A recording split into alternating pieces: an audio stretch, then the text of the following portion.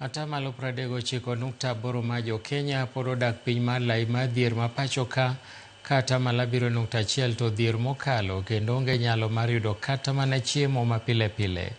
Kata kamano, piny owacho osebedo katiyo kanyakla kod kaontis kaka Kisumu, Marsabit, Murang'a to gi Taita Taveta e kind mamoko, kendo nyaka higa mar 2024 familia 15,000 oseting' ngimagi malo kowuok e dhier.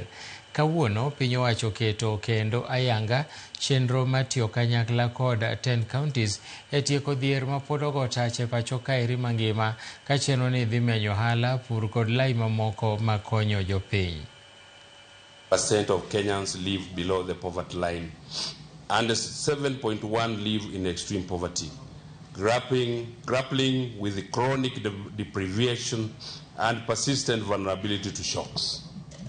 Is on ending extreme poverty, and we've been doing this for over 3 decades, but one thing we've realized is that we cannot do this alone, and hence why we're working very closely with the government that we call a poverty graduation approach. It's an evidence-based approach. It's been shown to be the most effective approach to ending extreme poverty, and I'm very glad